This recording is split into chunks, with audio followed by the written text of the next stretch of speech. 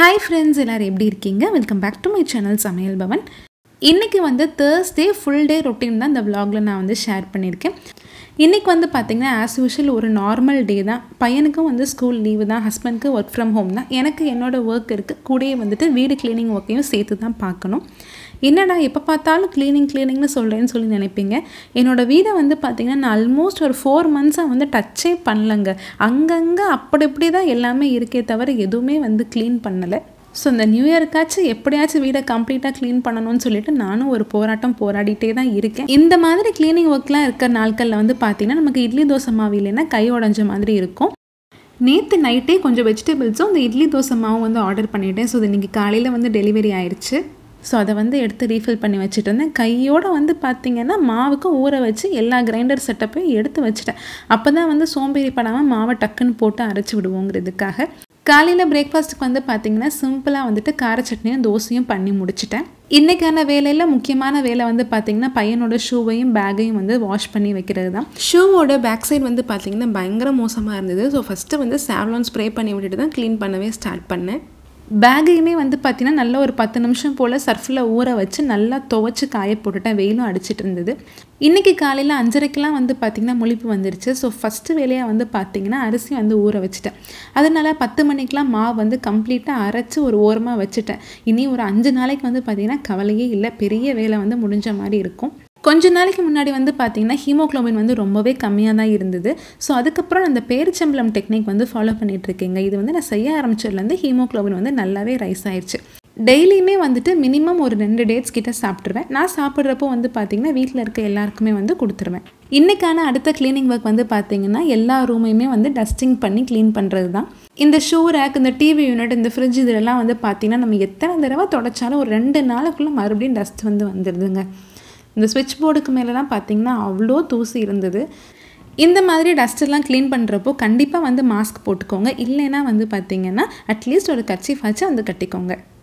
ரொம்ப நாள் அந்த டஸ்ட்டெல்லாம் வந்து பார்த்திங்கன்னா நான் ஈரத்துணி வச்சு தான் துடைக்கிறேன். ஈரத்துணி வச்சு துடைக்கிறப்போ டஸ்ட்டு வந்து அந்த துணியோடு ஒட்டிட்டு வந்துடும். ஈரம் இல்லாமல் துடைச்சோம் அப்படின்னா டஸ்ட்டு வந்து நம்மளை சுற்றி பறக்க ஆரம்பிச்சிடும். இப்போ வந்து நான் க்ளீன் பண்ணிகிட்டு இருக்க ஏரியா வந்து பார்த்திங்கன்னா எங்கள் வீட்டோட என்ட்ரன்ஸ் தான், அதாவது ஃபோயர்னு வந்து சொல்லுவோம் இல்லையா. ஸோ அங்கே வந்து பார்த்திங்கன்னா எப்போயுமே வந்து ஹெல்மெட் அப்புறம் வாட்ச் இந்த கண்ணாடிலாம் வந்து அங்கே தான் வந்து நாங்கள் வைப்போம். அப்போ தான் வெளியே கிளம்புறப்ப டக்குன்னு எடுத்துகிட்டு போக முடியும். முக்கியமாக வந்து பார்த்திங்கன்னா ஹெல்மெட் வந்து பார்த்திங்கன்னா எப்போயுமே கண் பார்வையில் படுற மாதிரி தான் நான் வச்சுருப்பேன். ஸோ அப்போ தான் வந்து வெளியே போகும்போது நம்மளே மறந்தாலும் நம்ம கை வந்து தன்னால் இது எடுக்கும். அதுக்கப்புறமா இந்த ஸ்பைடர்லாம் வந்து வெப்பு கட்டியிருக்கும் இல்லையா. ஸோ அதை வந்து இந்த வேக்கம் கிளீனர் யூஸ் பண்ணி எல்லாத்தையுமே எடுத்து விட்டுட்டேன்.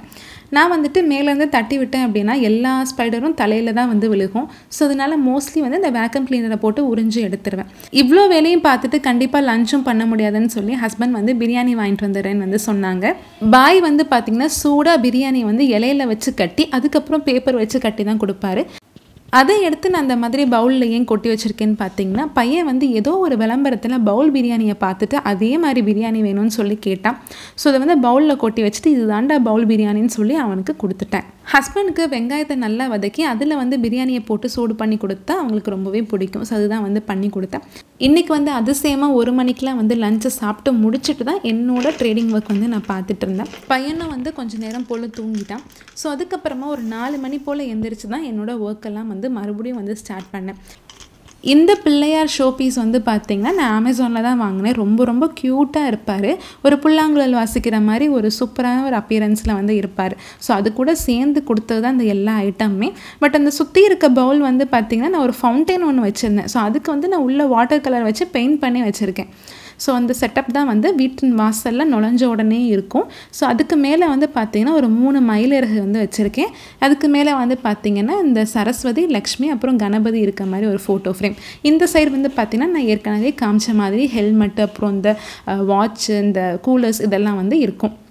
முக்கியமாக வந்து சானிடைசர்லாம் வந்து அங்கே தான் வச்சுருப்பேன். ஸோ வெளியே போகும்போது எடுக்க வேண்டிய பொருள் எல்லாத்தையுமே அங்கே தான் வச்சுருப்பேன்.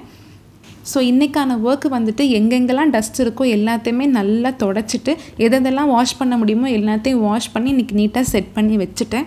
இந்த எல்லா ஒர்க்கையுமே முடிக்க அரௌண்ட் ஒரு 5:30 கிட்ட ஆயிடுச்சு. அதுக்கப்புறமா வந்துட்டு காஃபி போட்டு குடித்தோம். வீட்டில் வந்துட்டு மிச்சரோ முறுக்கோ எது இருந்தாலும் சரி காஃபியில் வந்து ஊற வச்சு வந்து சாப்பிட்றது எனக்கு ரொம்ப பிடிக்கும். அது சாப்பிடும் போது அது அப்படியே ஊறி போய் இருக்கும் பாருங்கள். அது சொல்கிறதுக்கு வார்த்தையே இல்லை, அவ்வளோ டேஸ்ட்டாக இருக்கும். நேற்று ஷார்ட்ஸ் வீடியோவில் நான் இதை பற்றி சொல்லியிருந்தப்போ எங்களுக்கும் இந்த மாதிரி காஃபியில் மிக்சர் முறுக்கெல்லாம் போட்டு சாப்பிட்றதுக்கு ரொம்ப பிடிக்கும்னு சொல்லி நிறைய பேர் சொல்லியிருந்தீங்க. ஸோ அதை பார்க்கும்போது நம்மள மாதிரி நிறைய பேர் இருக்காங்களேன்னு சொல்லி எனக்குமே ரொம்ப ஹாப்பியாக இருந்தது. நியூ இயர் வந்து ஒரு ஃப்ரெஷ்ஷான ஸ்டார்ட்டாக இருக்கட்டுமேன்னு சொல்லிட்டு பால்கனியில் கொஞ்சம் பூச்செடி வாங்கி வைக்கலாமேன்னு சொல்லி தான் நான் நர்சரி கார்டனுக்கு போயிருந்தேன். ஹஸ்பண்ட்க்கு வந்துட்டு வீட்டுக்குள்ளே வந்து இன்டோர் பிளான்ட் வந்து க்ரீனிஷாக வைக்கணும்னு சொல்லி ரொம்ப நாளாக சொல்லிகிட்டே இருந்தாங்க. வீட்டுக்குள்ளே வந்துட்டு தொட்டியில் மண் வச்சு இன்டோர் பிளான்ட் வந்து வளர்க்குறப்போ கண்டிப்பாக வந்துட்டு உரம் சேர்க்காத மண் தான் வந்து போட்டு வைக்கணும். ஏன்னா வந்துட்டு நம்ம வீட்டுக்குள்ளே தண்ணி ஊற்றுவோம், உரம் இருந்துச்சு அப்படின்னா கண்டிப்பாக பூச்சி புழுலாம் வந்து வைக்க ஆரம்பிக்கும். ஸோ அதுக்கு வந்து பார்த்திங்கன்னா கொஞ்சமாக கோகோ பீடு, தேங்காய் நார், அப்புறம் உரம் சேர்க்காத செம்மண் வந்து மிக்ஸ் பண்ணி இந்த அண்ணா வச்சு கொடுத்துட்டு இந்த செடியோட ப்ரைஸ் வந்து பார்த்திங்கன்னா 150 rupees தான். பட் இது வச்சுருக்க தொட்டி வந்து பார்த்திங்கன்னா கொஞ்சம் காஸ்ட்லி தான். பிகாஸ் வீட்டுக்குள்ளே வைக்க போகிறனால கொஞ்சமாச்சு பார்க்குறதுக்கு வந்து லுக்கு நல்லா இருக்கணுமேங்கிறதுக்காக கொஞ்சம் காஸ்ட்லியான தொட்டியாக தான் வந்து எடுத்தோம். இது வந்துட்டு 170 rupees. எப்பயுமே க்ரீனுக்கும் ஒயிட்டுக்கும் வந்து பார்த்திங்கன்னா பர்ஃபெக்டாக வந்து மேட்ச் ஆகும். இந்த செடி வந்துட்டு சோஃபா பக்கத்தில் தான் வச்சுருந்தோம். இது வச்சதுக்கப்புறம் ஹாலோட லுக்கே வந்துட்டு ரொம்பவே க்ரீனிஷாக அழகாக மாறின மாதிரி இருந்தது. இது எப்படி இருக்குன்னு சொல்லி நீங்களும் கமெண்ட் பண்ணுங்கள். இந்த செடி வந்து எப்படி வளருதுங்கிற அப்டேட்ஸ்லாம் வந்துட்டு ஃப்யூச்சர் வீடியோஸில் ஷேர் பண்ணுறேன். எனக்கு வந்துட்டு பூச்செடி தாங்க வைக்கணும்னு ஆசை. ஸோ நான் வந்துட்டு ஒரு பட்டன் ரோஸும் செவ்வந்தி செடியும் எடுத்து வச்சுருந்தேன். பட் அன்னைக்கு வந்து பார்த்திங்கன்னா பைக்கில் வந்து போயிருந்தோங்கிறனால எல்லா செடியுமே வந்து ஒன்றா தூக்கிட்டு வர முடியாது இல்லையா. ஸோ இந்த செடியும் எனக்காக ஒரு லக்கி பேம்புவும் மட்டும் வாங்கிட்டு வந்திருந்தோம். லக்கி பேம்பு வந்து நான் ரொம்ப நாளாக வாங்கணும்னு சொல்லி நினச்சிட்டே இருந்தது தான். நிறைய கடைகளில் வந்து பார்த்திங்கன்னா இப்போலாம் லக்கி பேம்பு வந்து வச்சுருக்காங்க. ஸோ அதெல்லாம் பார்க்குறதுக்கு அவ்வளோ ஃப்ரெஷ்ஷாக இருக்காது. நர்சரியில் மட்டும்தான் வந்து பார்த்திங்கன்னா இந்த அளவுக்கு ஃப்ரெஷ்ஷான ஒரு செடி வந்து பார்க்க முடியும். இந்த லக்கி பேம்புவும் அதுக்கு கொடுத்துருந்த பவுலும் சேர்த்தே வந்து பார்த்திங்கன்னா 200 rupees தான். நான் வந்து இது என்னோடய வீட்டில் இருந்த பவுல், அந்த பவுலுக்கு மாற்றலாமான்னு சொல்லி வச்சு பார்த்தேன். பட் அவங்க கொடுத்த பவுல் தான் வந்து ரொம்ப அழகாக கிளியராக வந்து இருந்தது. லக்கி பேம்புக்கு எப்போயுமே வந்துட்டு நம்ம குடிக்கிற தண்ணி தான் வந்து வைக்கணும்னு சொல்லி அந்த கடையில் இருந்த அக்கா வந்து சொல்லி அனுப்பிச்சாங்க. இது வந்து கிச்சனில் என்னோடய அலெக்ஸா வச்சுருப்பேன் இல்லையா, ஸோ அது பக்கத்துலேயே வந்து வச்சுருக்கேன். இன்றைக்கி ஆஃப்டர்நூனும் வந்து பார்த்திங்கன்னா கடையில் பிரியாணி தானே சாப்பிட்டோம். ஸோ இன்றைக்கி நைட்டு வந்து கண்டிப்பாக வீட்டில் ஏதாச்சும் ஒன்று சமைச்சே ஆகணும்னு சொல்லி பிளான் பண்ணிட்டு தான் வந்திருந்தோம். ஹஸ்பண்ட் வந்து இன்ஸ்டண்ட்டாக வந்து ஒரு வெஜ் குருமா வந்து பண்ணுவாங்க. அதுக்கு நம்ம எதையுமே வந்துட்டு தனியாக வதக்கி அரைக்கலாம் வேண்டாம். வெங்காயம், தக்காளி, எல்லா காய்கறி எல்லாத்தையுமே ஒன்றா போட்டு ஒரு தேங்காய் பேஸ்ட் வந்து அரைச்சி ஊற்றி குக்கரில் வந்துட்டு ஒரு 5 விசில் வச்சு எடுக்கணும். அவ்வளோதான். இதோட ரெசிபி வந்து நான் உங்களுக்கு சீக்கிரமாகவே ஷேர் பண்ணுறேன். ரொம்ப ரொம்ப ஈஸிங்க. ஜஸ்ட் ஒரு 10 நிமிஷத்தில் அந்த குருமாவே வந்து கம்ப்ளீட்டாக ரெடி ஆயிரும். வேலையுமே வந்து பார்த்திங்கன்னா ரொம்ப ரொம்ப கம்மி தான். இந்த குருமாவுக்கு வந்து பார்த்திங்கன்னா பூரியும் சப்பாத்தியும் ரொம்ப சூப்பராக இருக்கும். நான் வந்து இன்றைக்கி நைட்டு பூரி தான் வந்து பண்ணியிருந்தேன். பூரி வந்துட்டு ஒரு அகலமான ஃப்ரை பேனில் வந்துட்டு எண்ணெய் ஊற்றி ஷாலோ ஃப்ரை தான் வந்து பண்ணி எடுத்தேன். நான் எப்போயுமே வந்துட்டு குட்டி சைஸில் தான் வந்து பூரி போடுவேன். இன்றைக்கி வந்துட்டு ரொம்ப நேரம் நின்று தேய்க்க முடியாதுன்னு சொல்லிட்டு சப்பாத்தி சைஸில் வந்து பூரி வந்து போட்டு விட்டுட்டேன். ஸோ அதையுமே வந்துட்டு ஷாலோ ஃப்ரை பண்ணனால ஆயில் வந்து சுத்தமாக உரியவே இல்லை. அப்படியே வந்து கடையில் வாங்குகிற பூரி மாதிரியே தான் இருந்தது. பூரி நல்லா சாப்பிட்டு முடிச்சுட்டு நான் ஒரு 20 minutes போல் வாக்கிங்கும், ஹஸ்பண்டும் ஒரு 20 minutes போல் வாக்கிங்கும் மாறி மாறி போயிட்டு வந்துட்டோம். சாப்பிட்டு முடிச்சுட்டு வாக்கிங் போகிறனால எது கழிச்சு வராமல் எல்லாமே கம்ப்ளீட்டாக செட்டில் டவுன் ஆயிரும். ஸோ பீஸ்ஃபுல்லாக வந்து தூங்க முடியும். என்னோட இந்த ஒரு டே வந்து பார்த்திங்கன்னா இப்படி தாங்க போச்சு. இந்த வீடியோ உங்களுக்கு பிடிச்சிருந்துச்சுன்னா லைக் பண்ணி சப்போர்ட் பண்ணுங்கள். மீண்டும் ஒரு சூப்பரான வீடியோவில் உங்களை மீட் பண்ணுறேன். தேங்க்யூ.